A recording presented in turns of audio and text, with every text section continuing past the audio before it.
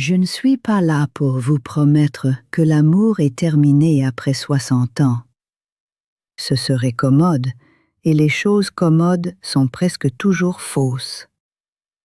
Je suis là pour vous dire ce que j'ai vu, ce que j'ai regardé arriver lentement sur des années à des femmes que j'aimais et qui méritaient mieux que ce qui leur est arrivé.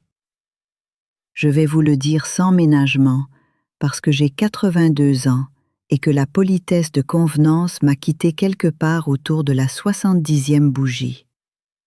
Je m'appelle Zviezdana. Oui, c'est un prénom difficile pour une bouche française. Ma mère était croate et aimait les mots qui résistent. Elle avait raison sur beaucoup de choses.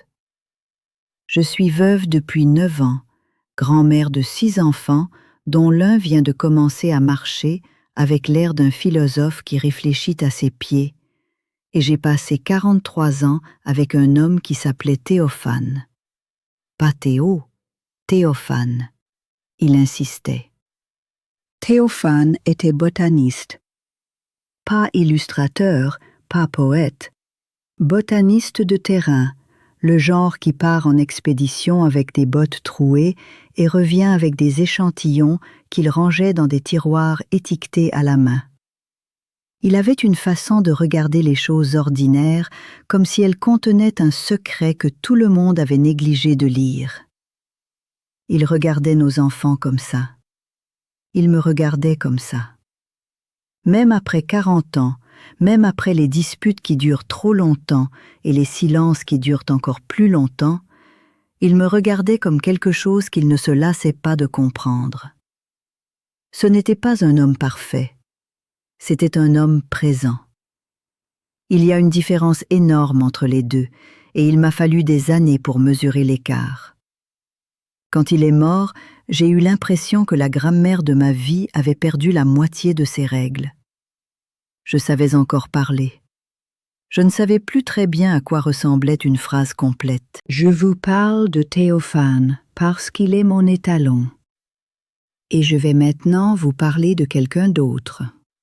Kelindra Vasic avait passé 30 années de sa vie à construire quelque chose de rare, une expertise en restauration d'instruments anciens, des luths du XVIe siècle, des clavecins avec des touches en ivoire jauni, des viols de gambe dont le vernis avait la couleur de l'ambre foncé après la pluie.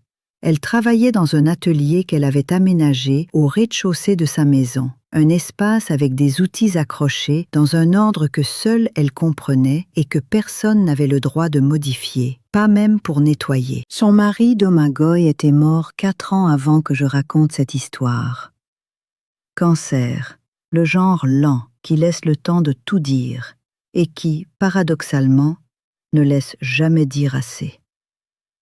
Kelindra avait traversé les 2 premières années de son veuvage avec une dignité qui m'avait impressionnée, et je ne suis pas facilement impressionnée. Elle avait pleuré convenablement, désespérément, complètement, puis elle avait recommencé à travailler. Elle m'avait dit, un après-midi où nous buvions du café dans son atelier parmi les cols et les chiffons et les fragments de bois précieux, « Zviezdana, je crois que je commence à me souvenir de qui j'étais avant d'être la moitié de quelqu'un. » Elle avait dit ça sans amertume, avec une espèce de curiosité tranquille, comme quelqu'un qui retrouve un vieux cahier et découvre que son écriture d'autrefois était plus assurée qu'elle ne s'en souvenait. Elle avait repris des commandes exigeantes. Un musée à Lyon lui avait confié une épinette du XVIIe siècle qui avait besoin d'une reconstruction partielle de sa caisse de résonance. Elle avait dit oui sans hésitation, ce qu'elle ne faisait jamais dans les premières années de son veuvage, quand la concentration lui fuyait entre les doigts comme du sable fin. Elle dormait bien, elle mangeait à ses heures. Elle avait recommencé à inviter des gens à dîner, et puis elle a rencontré Branislav. Branislav Köv avait 64 ans, et le genre d'assurance que les hommes confondent avec du charme parce que personne ne leur a jamais expliqué la différence.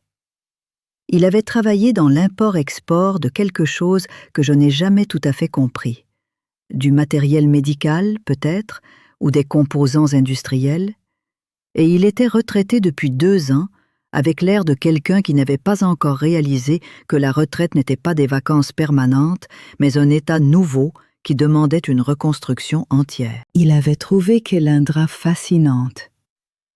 Pas ses instruments, pas son travail, pas la façon dont ses mains savaient exactement où appuyer sur un morceau de bois vieux de 300 ans pour qu'il révèle son état réel.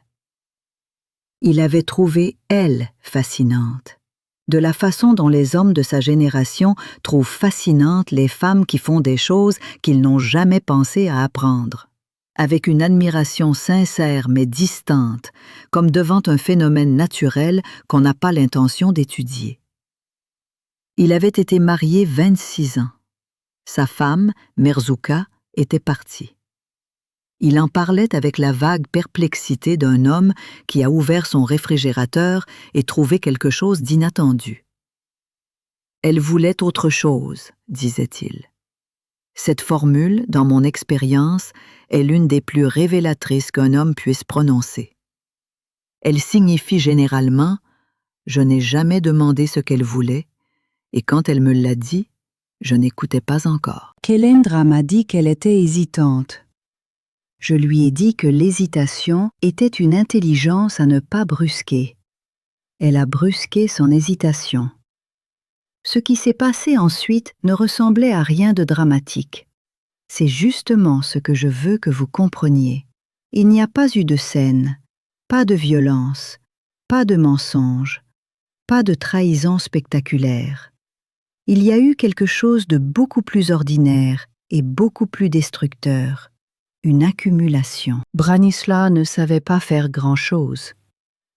Je ne dis pas ça pour l'accabler, je le dis parce que c'est un fait, et que les faits ont une politesse que les jugements n'ont pas. Il ne savait pas cuisiner. Il ne savait pas gérer un rendez-vous médical sans qu'on lui rappelle 3 fois de le prendre. Il ne savait pas acheter les bons médicaments sans photo de l'ordonnance envoyée par quelqu'un. Il avait 64 ans et il vivait comme un homme de 30 ans qui vient de quitter la maison familiale. Sauf qu'à 30 ans, il y a une excuse. Merzouka avait tout géré. Pas la partie visible. Elle avait son propre emploi, ses propres amis, sa propre vie parallèle. Mais la partie structurelle, les réservations, les formulaires, les anniversaires, le suivi des réparations de la maison, la relation avec les voisins, la mémoire collective du ménage. Le grand registre invisible que les femmes tiennent sans jamais en voir la couverture parce qu'il n'a pas de couverture. Il n'a que des pages qui s'ajoutent. Branislav n'avait pas manqué Merzouka. Il avait manqué le registre. Il avait appelé ça de la solitude, parce que c'est le mot le plus socialement acceptable pour désigner le manque de quelqu'un qui s'occupait de vos affaires. Kailendra est devenu le nouveau registre. Je vais vous dire comment ça se passe, parce que beaucoup de femmes que je connais ont vécu une version de cette histoire sans jamais avoir de mots pour la nommer. Ça commence par des petites choses. Il ne sait pas où sont les médecins du coin, elle lui indique. Il n'a pas de bon épicier, elle partage le sien. Sa lessive ne sort pas proprement, elle lui explique comment fonctionne la machine. Chacune de ces choses, prises séparément, est un acte de générosité normale entre 2 personnes qui s'apprécient. Ce n'est pas la chose individuelle qui est le problème, c'est le fait qu'elle ne s'arrête jamais. Elle ne s'arrête jamais parce qu'il ne les résout jamais. Il ne prend pas note, il ne développe pas de compétences. Il reçoit l'aide et il revient la semaine suivante avec la même question légèrement reformulée et la semaine d'après encore. Et d'une certaine façon, ce retour régulier finit par ressembler à de la confiance et la confiance finit par ressembler à de l'amour. Et personne ne remet en question cette équation parce qu'elle est devenue confortable pour tout le monde, sauf pour une seule personne. L'atelier a commencé à changer imperceptiblement. Branislav ne touchait à rien. Il avait assez de bon sens pour ça. Mais sa présence occupait l'espace d'une façon que je ne sais pas tout à fait expliquer. Il venait y lire le matin, il y prenait ses appels téléphoniques, il avait l'habitude de commenter ce qu'elle faisait avec des remarques qui n'étaient ni utiles ni malveillantes, juste présentes, juste là, comme un fond sonore qu'on ne peut pas tout à fait ignorer. Kelindra avait besoin de silence pour travailler. Pas du silence absolu, elle mettait parfois de la musique, mais du silence habité uniquement par elle-même et par l'instrument qu'elle tenait. Le silence de la concentration profonde, celui qu'on ne peut pas reconstituer une fois qu'il a été morcelé. Elle a commencé à travailler moins bien. Elle ne me le disait pas, mais je voyais. Elle parlait de ses commandes différemment, avec une légère fatigue là où il y avait eu de l'enthousiasme. Elle remettait des décisions qu'elle prenait auparavant en quelques secondes. Elle m'a appelé un soir pour me demander si j'accepterais un travail que je trouvais clairement sous-qualifié pour elle. Et quand je le lui ai dit, elle a répondu « C'est plus simple pour l'instant ». Plus simple. Ce sont deux mots terribles dans la bouche d'une femme qui avait passé 30 ans à faire des choses difficiles avec joie. Il y a une question que je retourne depuis des années, comme on retourne une pièce pour voir si les deux faces sont aussi ce qu'elles semblent. Pourquoi est-ce que les femmes, après 60 ans, après la perte, après la reconstruction, après les mois difficiles où l'on réapprend à exister au singulier, deviennent si souvent plus entières qu'avant? Et pourquoi les hommes, dans les mêmes circonstances, se mettent si souvent à dériver comme des bateaux dont on aurait coupé les amarres sans les avertir? Je crois que la réponse est dans ce qu'on a appris à faire sans y penser. Les femmes de ma génération, et de la suivante, et de celle d'après, ont été formées toute leur vie à fonctionner dans des conditions d'insuffisance. Insuffisance de temps, de reconnaissance, de soutien. Elles ont appris à anticiper ce dont les autres auraient besoin avant que les autres sachent qu'ils en avaient besoin. Elles ont développé une mémoire de l'entourage, une cartographie permanente des états émotionnels des gens autour d'elles, une capacité à gérer plusieurs niveaux de réalité simultanément. Ce n'est pas de la grâce naturelle, c'est du travail. C'est une compétence durement acquise qui ressemble à de l'instinct parce qu'on ne l'a jamais appelée par son vrai nom. Quand elles se retrouvent seules, elles découvrent qu'elles savent faire des choses pratiques, des choses émotionnelles, des choses qui maintiennent une vie debout. Elles sont, pour la première fois peut-être, stupéfaites par leur propre capacité. Les hommes, eux, découvrent l'inverse. Ils découvrent que la machinerie de leur vie quotidienne était actionnée par des mains qu'ils n'avaient jamais regardées. Et au lieu de s'asseoir avec cette découverte et d'en tirer une leçon, beaucoup d'entre eux cherchent immédiatement d'autres mains. C'est une réaction compréhensible. C'est aussi une réaction qu'il faut nommer honnêtement. Ce n'est pas de l'amour, c'est de l'approvisionnement. J'avais une amie, Wolfhilde, qui a épousé en secondes noces un homme nommé Pieter. Elle avait 67 ans. Lui en avait 69. Elle avait passé les 5 années précédant leur rencontre à apprendre le dessin. Elle qui n'avait jamais tenu un crayon de sa vie. Elle qui disait ne pas avoir un gramme de talent visuel. Et elle avait tort sur ses capacités, comme les gens ont souvent tort quand ils s'évaluent à travers les yeux de quelqu'un qui ne les a jamais regardés avec bienveillance. Pieter était un homme bon. Je le dis sincèrement. Il était attentif, gentil, présent d'une façon que Branisoave ne l'était pas. Mais même un homme bon peut vous prendre quelque chose sans savoir qu'il le fait, si personne ne lui a jamais appris à faire attention à ce qu'il prend. Wolfhilde avait ses carnets. Des carnets de croquis qu'elle emportait partout, qu'elle sortait dans les cafés et dans les jardins et dans les salles d'attente, qu'elle remplissait de lignes maladroites et magnifiques, parce qu'elle n'avait pas encore l'habileté technique, mais elle avait quelque chose de plus rare, l'absence de peur. Pieter ne lui a jamais demandé de poser ses carnets. Il lui demandait juste, de temps en temps, de lui tenir compagnie pendant qu'il regardait un documentaire. Juste ce soir, juste cette fois.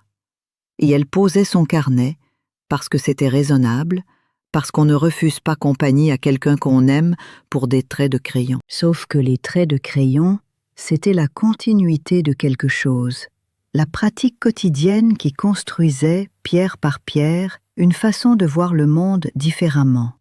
Et les soirées sans carnet s'accumulaient, et sans en avoir jamais eu l'intention, Pieter avait progressivement remplacé l'heure de dessin de Wulfilde par l'heure de sa propre compagnie. Elle a continué à dessiner, mais différemment, avec une légère hésitation qui n'était pas là avant, comme quelqu'un qui a appris à s'excuser de prendre de la place. Je veux parler aux hommes maintenant, parce que les hommes lisent aussi ces choses, et si j'ai une chance d'être utile, il faut que ce soit à eux autant qu'aux femmes. Je ne vous demande pas d'être parfait. J'ai aimé un homme imparfait pendant 43 ans et je le referai sans hésiter. Ce que je vous demande est plus difficile que la perfection, parce que la perfection est un idéal et que ce dont je parle est un travail quotidien. Je vous demande d'apprendre à exister, complètement, par vous-même, sans déléguer à la femme la plus proche les tâches fondamentales que votre vie requiert. Si à 65 ans vous ne savez pas programmer un rendez-vous médical, ce n'est pas un trait de caractère attachant. C'est le signe que quelqu'un a payé une dette à votre place pendant des décennies, et le fait que vous ne sachiez pas que la dette existe ne la rend pas moins réelle. Asseyez-vous dans une pièce vide et restez-y. Pas avec un livre, pas avec un écran, pas avec un téléphone. Juste vous et ce que vous trouvez quand vous cherchez. La plupart des hommes que j'ai connus n'ont jamais fait ça. La solitude les attrape comme quelque chose d'urgent, d'anormal, de médical presque. Quelque chose à traiter et à éliminer plutôt qu'à traverser et à comprendre. La solitude n'est pas un symptôme, c'est une information. Elle vous dit quelque chose sur vous que la présence des autres avait jusqu'ici réussi à couvrir. Écoutez-la avant d'aller chercher quelqu'un pour la faire taire. Il existe des hommes qui ont fait ce chemin. J'en ai vu. Ils arrivent à une relation nouvelle avec quelque chose dans les mains. Pas une liste de besoins à satisfaire, mais une présence à offrir. Ils ont appris à ne pas occuper tout l'espace d'une pièce simplement parce qu'ils y sont entrés. Ils savent ce qu'ils ressentent et ils savent le dire sans attendre que quelqu'un le devine. Ils font leur part sans que la part soit négociée à chaque fois comme un traité de paix fragile. Ces hommes-là méritent l'amour qu'ils trouvent. Et les femmes qui les trouvent ont la chance de connaître quelque chose de réel. Revenons à Kelindra. Elle m'a appelé un dimanche matin, tôt, l'heure où on appelle quand on n'arrive plus à tenir quelque chose seul. Elle m'a dit « Suesdana, j'ai restauré des instruments qui avaient 400 ans. Je les ai rendus à leur voix d'origine, et je n'arrive plus à entendre la mienne. » Elle ne parlait pas de sa voix au sens propre.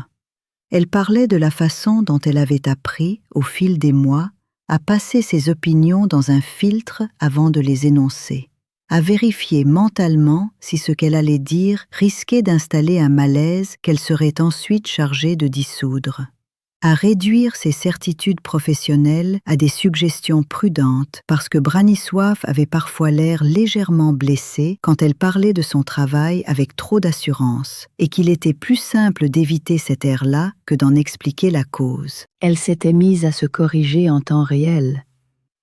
Et comme pour Thessalie, dans une autre ville et une autre langue, elle n'en avait pas eu conscience jusqu'à ce qu'elle l'entende de l'extérieur, par le silence de son propre atelier qui lui avait dit ce que les mots n'arrivaient pas à formuler.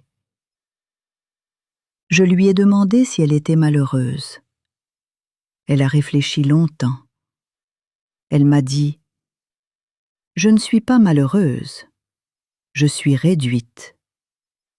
Et je ne sais pas si la différence compte. » Elle compte. Elle compte énormément. Kelindra a mis 7 mois à finir ce qu'elle avait commencé ce dimanche matin. Pas parce qu'elle doutait, parce que quitter quelqu'un qui ne vous a rien fait de visible qui vous aime à sa façon maladroite et sincère, qui sera blessé et perdu et ne comprendra pas vraiment pourquoi, c'est un des actes les plus solitaires qui existent. Il n'y a pas de justification dramatique, il n'y a que la vérité nue. Cette vie que tu m'offres me coûte la mienne, et je choisis la mienne. Branisois est reparti avec ses affaires dans des cartons qui lui avaient pris 3 semaines à préparer parce qu'il ne savait pas très bien comment emballer des choses. Kelindra l'avait aidé pour les derniers cartons. Pas par faiblesse, par cohérence. Elle avait toujours aidé, et s'arrêter là aurait été une cruauté gratuite qu'elle ne voulait pas se raconter. La semaine suivant son départ, elle a replacé ses outils dans l'ordre exact qu'elle avait appris à ne plus défendre. Elle a rouvert la fenêtre de l'atelier qui était restée fermée parce que Branisoise avait froid.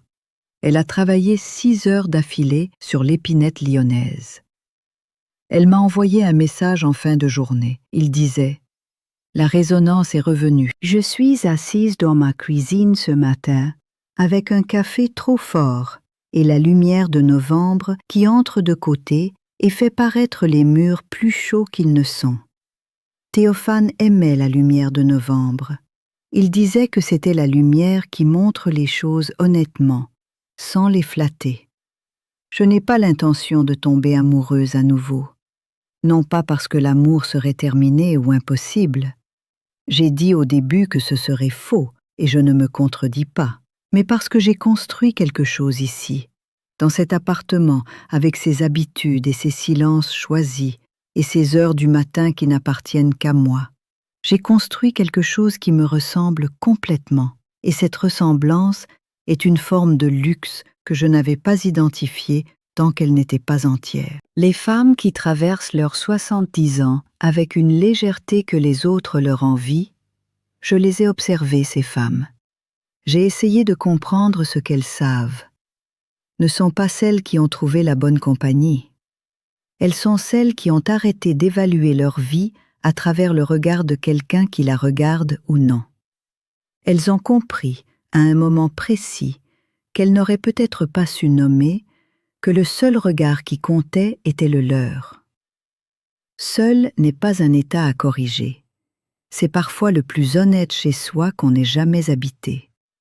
Et si quelqu'un frappe à la porte de cette maison-là, qu'il frappe en ayant fait son propre chemin jusqu'ici.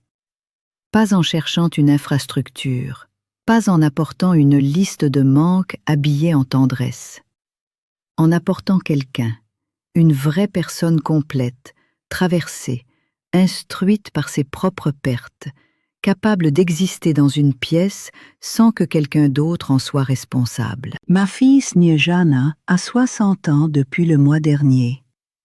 Elle m'a demandé si je pensais qu'elle devrait accepter de dîner avec quelqu'un qu'une amie voulait lui présenter. Je lui ai posé une question à la place. Est-ce que tu as besoin de ce dîner ou est-ce que tu en as envie?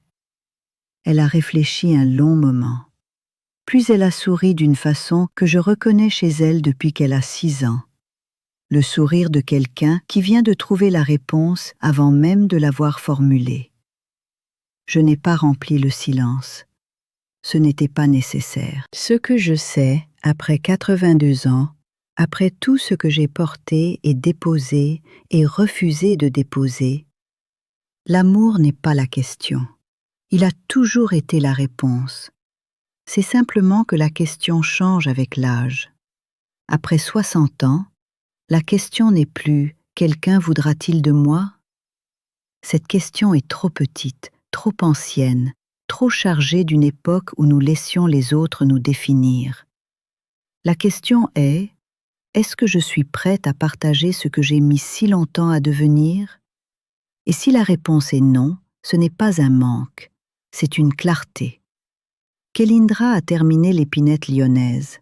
La caisse de résonance sonne exactement comme elle devrait sonner, avec cette légère vibration au grave qui fait que les gens qui écoutent ferment les yeux sans s'en apercevoir.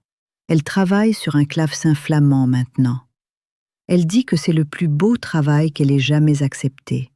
Je la crois. En vieillissant, Il y a des vérités qu'on découvre seul, des choses que personne ne prend vraiment le temps de vous dire. Et souvent, quand on les comprend enfin, il est déjà tard. J'ai essayé de poser tout cela quelque part, avec des mots simples. Si vous voulez voir, j'ai laissé le lien dans le premier commentaire.